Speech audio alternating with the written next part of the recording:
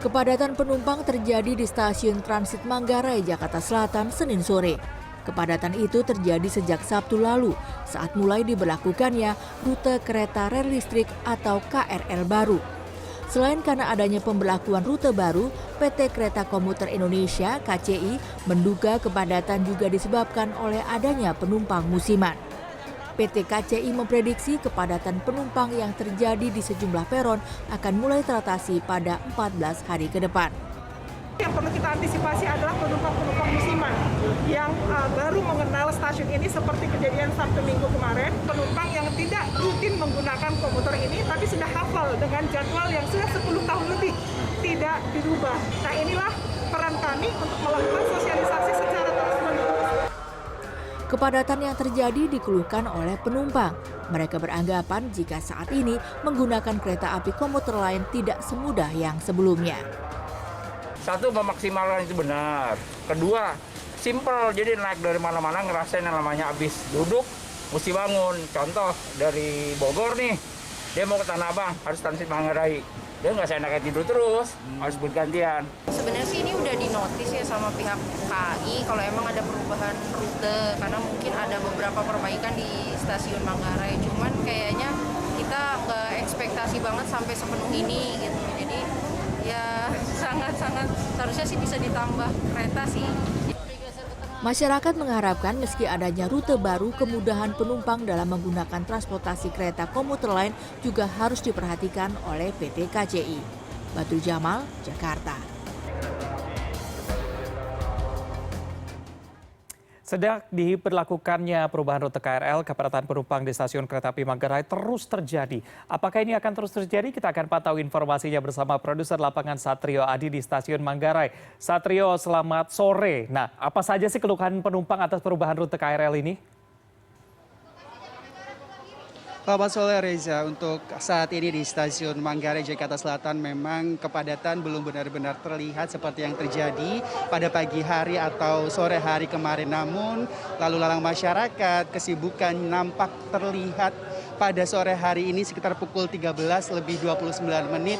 Ada banyak sekali masyarakat yang membutuhkan informasi, bertanya kepada petugas yang berjaga harus naik kereta lewat peron mana, harus naik lewat tangga atau eskalator yang mana. Ini pemandangan yang selalu saya lihat sejak kurang lebih 1 jam saya berdiri di sini. Tentu saja hal ini terjadi karena adanya switch over kelima dari PT Kereta Komuter Indonesia yang melakukan perubahan rute kereta, di mana rute dari Bogor ini hanya akan bisa langsung ke Jakarta, tidak lagi melayani relasi Bogor-Angke. Kemudian dari Bekasi juga ini langsung ke Angke dan tidak lagi melayani rute dari Bekasi ke Jakarta Kota. Tentu saja perlu adanya penyesuaian yang dilakukan oleh masyarakat dan evaluasi juga terus dilakukan oleh PT Kereta Komuter Indonesia, mengingat hari ini adalah hari keempat pemberlakuan switch over di stasiun Manggarai ini. Dan untuk mengetahui bagaimana sebenarnya evaluasi yang dilakukan oleh PT KCI selama 4 hari ini, saya telah terhubung bersama Ibu Ane Purba selaku VP Corporate Communication PT Kereta Komuter Indonesia. Selamat sore Bu Ane. Ya, selamat sore. Oke Ibu, untuk melihat 4 hari switch over kelima ini, evaluasi yang saat ini dilakukan oleh PT KCI, catatan-catatannya apa saja Bu? Ya, jadi kalau kita lihat ya, setiap hari kita akan ada evaluasi ya. Kita melihat kalau untuk per pagi ini sudah mulai sangat kondusif. Kita kemarin mengevaluasi untuk keberangkatan sore yang sempat terjadi penumpukan di peron 9. Yang kita lakukan adalah yang pertama, kita mengaktifkan lagi peron 8 yang awalnya itu juga untuk kereta bandara dengan melakukan rekayasa pola operasi bekerja sama dengan kereta bandara. Jadi akses untuk peron 8 ini ada 4 akses untuk naik dan turun, ada 2 tangga, ada eskalator juga, sehingga ini bisa memecah untuk tujuan Bekasi dan Cikarang karena menggunakan peron 8. Kemudian kalau kemarin kita menjalankan 6 feeder di sore hari, kita menambah 6 lagi, jadi ada 12 feeder sore ini. Feeder yang mengangkut dari Kampung Bandan, Duri, Manggarai, balik, kemudian feeder dari Manggarai menuju Bekasi. Sehingga mudah-mudahan ini nanti peron sudah tidak terjadi penumpukan. Kemudian kami berharap kepada penumpang Bekasi meminimalkan perjalanannya transit di Manggarai. Karena sebenarnya kami melihat bahwa penumpang sekitar Sudirman masih ke Gondangdia ataupun stasiun layang lainnya seperti Juanda. Harusnya mereka bisa langsung ke Sudirman, Karet untuk bisa langsung ke Bekasi tanpa harus transit di stasiun Manggarai. Ini yang harus terus diedukasi. Kemudian kepada pengguna jasa komuter lain yang dari Jakarta Kota mau ke Bekasi, tidak perlu ke Manggarai untuk transitnya. Cukup naik ke Kampung Bandan dan naik kereta yang half racket dan full racket. Itu sudah mengakomodir sampai ke Bekasi, sampai ke Cikarang. Kemudian beberapa hari yang lalu sempat viral gambar adanya antrian di tangga ataupun di eskalator. Ini sebenarnya apa yang menyebabkan hal tersebut, Bu? Ya, yang pertama karena memang penumpang belum memaksimalkan ada 4 akses karena mereka masih beradaptasi dengan fasilitas-fasilitas yang ada di stasiun, tapi petugas terus mengingatkan supaya keempat akses ini bisa digunakan oleh masyarakat pengguna jasa komuter lain untuk menghindari kepadatan.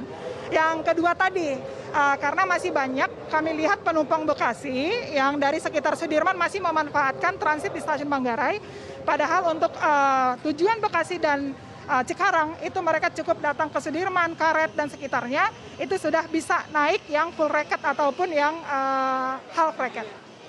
Kemudian ini yang sangat dibutuhkan adalah petugas informasi dan juga petugas keamanan. Karena saya lihat dari tadi banyak sekali masyarakat yang bertanya masih kebingungan. Ini apakah ada antisipasi juga untuk menambah jumlah personil informasi dan keamanan? Kami bekerja sama dengan TNI Polri, jadi kalau dilihat kami juga disupport oleh TNI Polri. Yang kedua dari KAI Daop 1, kemudian Kementerian Perhubungan Dirjen Perkeretaapian, itu kami menambah 400 sampai 500 personil yang kami sebar dari pagi sampai sore hari agar adaptasi dan informasi fasilitas di sini lebih cepat disampaikan kepada pengguna jasa komuter lain. Ini untuk perkiraannya akan sampai kapan penyesuaian ini harus diantisipasi oleh masyarakat? Ini penumpang kita ini ada penumpang yang benar-benar menggunakan setiap hari, ada juga musiman, ada juga yang memang menggunakan pada saat itu saja.